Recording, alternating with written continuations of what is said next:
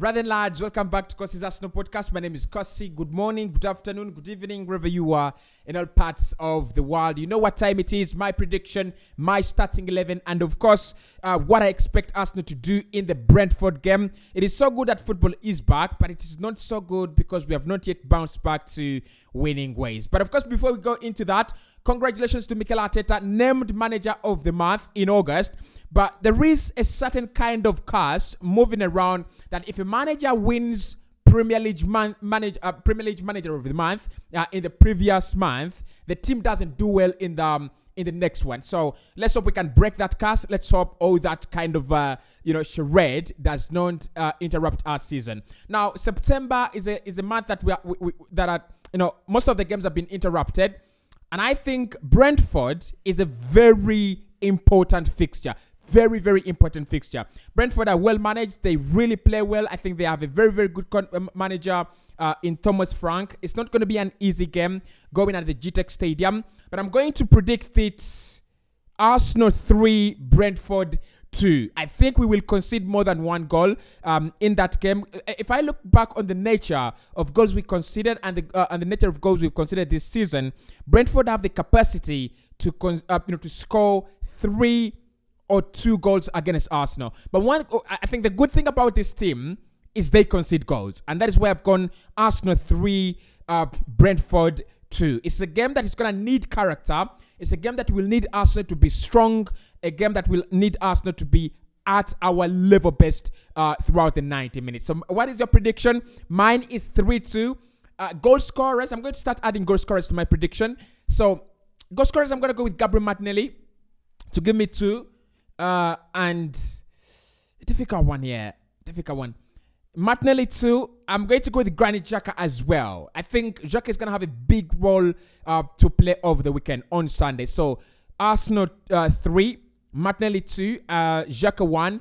I'm going to go Ivan Toney to score for Brentford and Johan Wissa. I think Wissa is a very, very underrated player in the Premier League. So Johan Wissa to score for Brentford and Ivan Toney. 3-2 is my prediction. So let's get into the starting lineup and formation Mikel Arteta should be using in this game. Of course, we looked at Brentford. They play a 4-3-3 formation. So you expect a lot of high pressing from them. You expect a lot of hard work from them. And you expect them to be using the wide areas in Aaron Hickey and Rico Henry. So if you're going to beat them, you have a front 3 to deal with. That is, Johan Wissa, Bryan Mbeumo, and Ivan Toney. But then you also have the wing backs, Enrico Henry on the left-hand side and Aaron Hickey on the right-hand side. So to beat such a team, you need to be very disciplined. You need to be very hard work. You need to work harder than them. You need to press them high up the pitch, and you need to force the errors, and you need to create chances,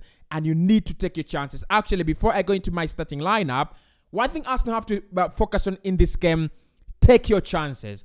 The only game Brentford have lost this campaign was against Fulham. And the reason that's why Fulham picked up 3 points in that game, they took their chances. Alexander Mitrovic with a very late header in the 90s, deep in the 90s to win it. If he doesn't take that chance, it is 2-2. And probably, actually I thought Brentford were going to win that game, honestly. So we need to create the chances, but most importantly in this game, we need to take our chances. So let's get to the starting 11 prediction. Which players do I think Mikel Arteta will go for and should go for in this game? The formation as well. In goal is Aaron Ramsdale. Now, I'm going to tell you this is a fact. When it comes to goalkeepers who have massively done poorly when it comes to save percentages in the Premier League since April, number 1 is Ederson. Number 2 is Mendy, Eduardo Mendy at Chelsea. Number 3 is Aaron Ramsdale. Now, Ramsdale's save percentage is stands at 53. I think it's 53.7%. That means every 100 chances he gets to save a ball, he only saves 53%, and that is too low. For a goalkeeper that has played for Sheffield United, for a goalkeeper that has played for Bournemouth, all these clubs are always on the receiving end. And I still remember when we signed him, I said his save percentage was at around 77%. It was very high, And I remember myself saying, you don't have to think about the goals he has conceded because he's playing for relegation ridden sides. But his save percentage has actually dropped a lot from April last year until now. I hope he can actually resume his form and regain his confidence, because look, if you want to be number one for England, you need to be a very good shot stopper, especially under a manager like Gareth Southgate. But again, as we go into the Brentford game, we need our goalkeeper, we need Aaron Ramsdale for the ball distribution, but also the likes of Ivan Toney, the likes of Brian Buemo, the likes of Johan Wissa, the likes of Christian Nogat. They're going to create situations. They're going to create chances. So Ramsdale is in goal for me. But look, I think we just need a serious competitor for Ramsdale. Top goalkeeper, top class goalkeeper, one of the best in the Premier League currently. But you cannot be a top class goalkeeper only by playing with your feet. You need to make the chances. You need to, have that command over your penalty area. You need to be. I mean, he has a lot to his game. Bringing other players into play, the charisma, the leadership, the attitude, and everything. But he just needs to, work on the save percentage. It is not looking good. 53. It is not looking good, honestly. Look, let's go to the back four. Left back, Alexander Zinchenko is not available. And that means Kieran Tierney, honestly, is going to be playing at left back. So I'll go with Kieran Tierney. We don't have other options. Now, Kieran Tierney played well against FC Zurich. And I remember in my match reaction, and also in my 6 things we learned, I said one of the key things, one of the beautiful things we saw in that game was the new role for Kieran Tierney. Almost playing, everywhere and anywhere on that pitch. And also, one thing I loved about Kieran Tierney is is how advanced he was in that game, because that is what Alexander Zinchenko and the inverted fullback role require, and that is what Zinchenko does. And that's why many teams will really struggle with Alexander Zinchenko, because he plays in that position so well. But there are not so many players that really understand that kind of fullback, fullback role. It's the same thing with Joao Cancelo. They're so good, they come forward, but when it comes to defending, they're defending from the midfield. So you can't exploit them for coming into advanced areas, and they're always gonna hurt you because they're playing so high. Now, Kieran Tierney has not played that role so many times in the Premier League, and I would really require for him to play as a traditional fullback, because look, Brentford is not an everyday. You cannot say everyday, but it's not an ordinary side. But I would say it's not an everyday Premier League side. They are really, really deadly, especially on the break. So if Kieran Tierney is going to be, is going to be caught, in high positions, high up the pitch, we might have problems. At the back. So Kieran Tierney at left back. I want to see him playing traditionally as a left back. All these kind of modifications to him as a player and to the role, those ones can come in games where we are a little bit more comfortable, probably against Bodo Glimt in the Europa League, probably against Burnley in the EFL Cup. I'll be okay with that. But currently, the role that Alexander Zinchenko plays as an inverted fullback should be at least neglected. And if you don't neglect it and it hurts us, I'll come back in the match reaction, and I'll say that is the reason as to why we were exploited. Now, at right back, Ben White is in doubt. Mikel Arteta's just confirmed that he's 100% fit, but I just feel the manager is not telling us something. But whether Ben White is fit or not, I'm going to play Takehiro Tomiyasu at right back. Guys, it's high time we played a natural right back at right back. I fully understand why Mikel Arteta plays Ben White at right back. And, look, the only reason as to why Ben White has not really brought any questions and problems is the system. He's not really playing as a traditional right back. He's playing more of a member of a back three. So Alexander Zinchenko or Kieran Tierney joins the midfield. Then Ben White, Gabriel Magalhaes, and Saliba will always form a back three. But for me, Takehiro Tomiyasu's versatility, and Mikel Arteta spoke about it in his press conference today, it guarantees him to play every single game for Arsenal. He can play as a right back, he can play as a centre back, he can play as a left back, he can play anywhere and everywhere. So for me, Tomiyasu plays at right back. I want to tame Brian Wemo. I also want to tame Johan Wissa, because the strength of this Brentford side is, it stems from a lot of areas. It stems from many areas. You have the runs from Wissa and Wemo, but then you have also the runs from Aaron Hickey and Rico Henry. So why I want Tierney and Tomiyasu to play at right back and left back is both of them have the ability to stop the runs of the opposition fullbacks. So if as Takehiro Tomiyasu bombs forward and Tierney bombs forward as well, we have a bigger chance of stopping Rico Henry and Aaron Hickey. So I want Takehiro Tomiyasu in this game. We need a natural right back. At centre back, it's a no-brainer. Let's go with William Saliba, called up for France. I think it just makes a lot of sense. He's one of the best in the world now, guys. Let's be honest. Look, I was looking at a couple of people on TikTok. Look, I'm so disappointed in myself that I follow TikTok, football TikTok, but I just love it. I just love it. Short videos on football. I just love it. So people trolling Saliba because he was absolutely beaten in the Manchester United game. It happens. Which centre back has not been humiliated before in their lives? No one. Absolutely no one. Nemanja Vidic and Ray Ferdinand, Torres. Those were his toys. Whenever Torres found that centre back partnership, he literally trolled them. So William Saliba, for me, I don't think I have any words against this guy. Look, he's young. He's gonna get better, and he needs to start being stronger. He needs to start being, more decisive in decision making.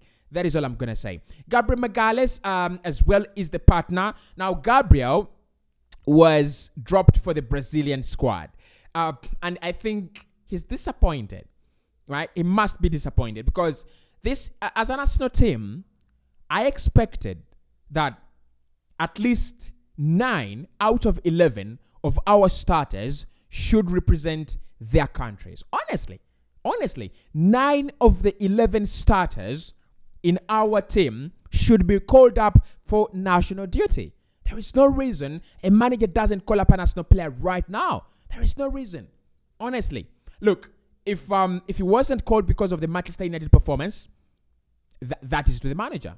That is to the manager.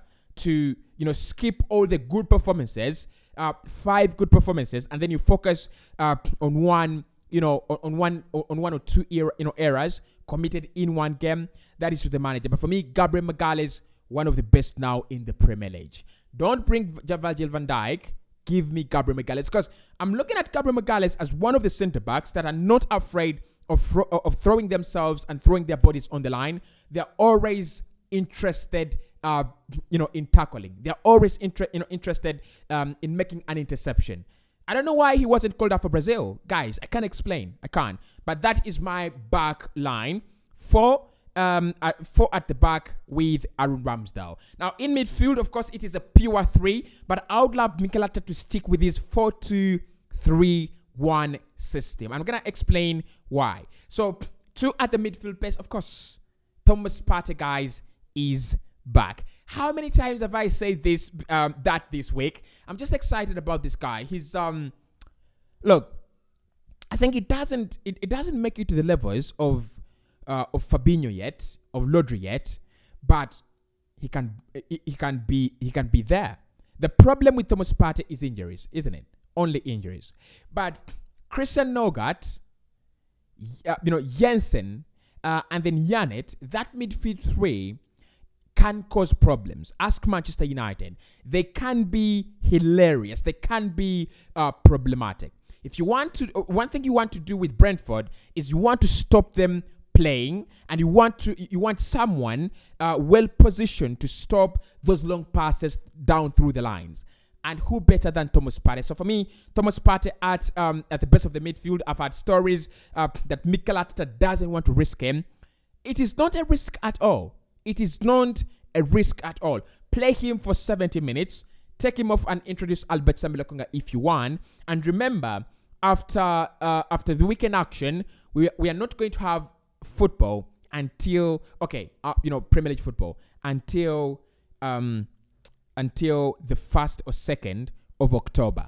We cannot afford to lose a game. We cannot afford to lose another game, honestly. So Thomas Partey for me walks straight in. Alongside him is Granit Xhaka, one of the best players now in the Premier League. I've seen people do combined 11s. I've seen people do Premier League 11s so far, and Xhaka is not part of a combined 11. And Xhaka is not part of the best Premier League 11 right now. It's absolutely crazy.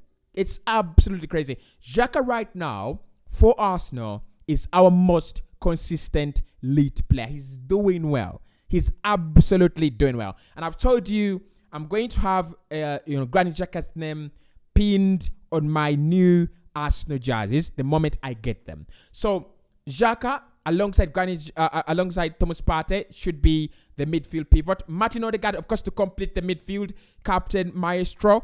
I hope he's now a little bit better in terms of fitness. He wasn't 100% fit for the Manchester United game. Mikel Arteta did throw him on, I think against Zurich, in the Europa League. He brought him on just to make sure that everything is all right. But look, you want to break down Brentford. It is not going to be that easy. They have the likes of Pontus Jansson and the likes of Ben Mee, very, very formidable centre-back partnership. But I think the brilliance of Martin Odegaard should be enough to unlock that defense. The three up top, of course, Bukayo Saka called up for England. So Saka on the right-hand side. He did score in his last Premier League game against Manchester United. Typical Bukayo Saka goal.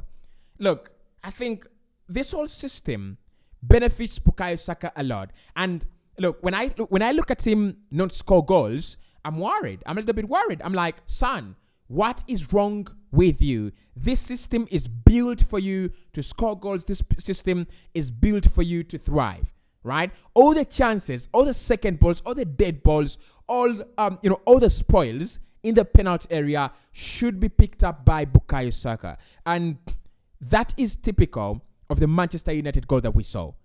Whenever Jesus is tackled, whenever a shot from Gabriel Jesus is repelled, Saka is always there, and that is his role in the penalty area. Down through the middle is Gabriel Jesus. Of course, like I said, Gabriel Jesus should be fuming that he was not actually called for Brazil, but that really doesn't matter. Look, I was watching AFTV, and the guy is called. Is it called Ben the Bee for Brentford, something like that? A Brentford fan, and he said one of the hardest jobs that they're gonna have over the weekend is to stop Gabriel Jesus. And I agree. Guess what, guys? I agree. One of the hardest jobs there is in the Premier League now is to stop Haaland, Gabriel Jesus, Harry Kane as well.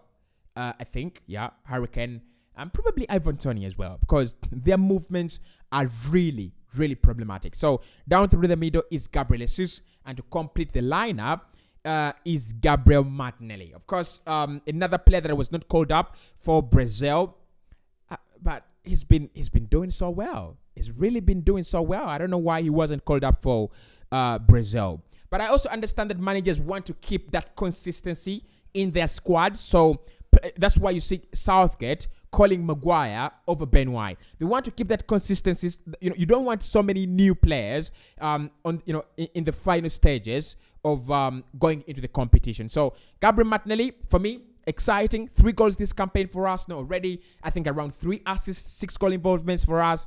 Just magnificent. So that is my starting lineup. My prediction is 3-2 in favor of Arsenal. What should Arsenal do correctly, and how should we set up? Now, first and foremost, It is a 4-2-3-1 that I've suggested. I think that is what we should go for. Brentford are going to bring the game to us. That is their nature. They will bring the game to us, and there is only one way to bring it to bring a team down. A team that loves bringing the game to you is catching them on the break. Now, look, I'm not saying we play timid. I'm not saying we become scared. No, I want us to play good football, but we have enough pace to run in behind Brentford and cost them all sorts of issues.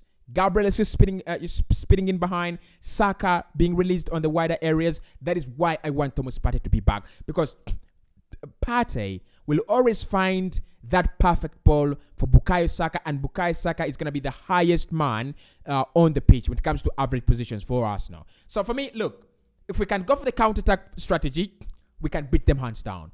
When it comes to possession, if it's going to be about who keeps the ball better, who caresses the ball better, who's going to pass the ball more, I won't be surprised if it ends in a 1-1 or 2-2 draw. But in the end, it should be an interesting game. It should be a goal-scoring gala.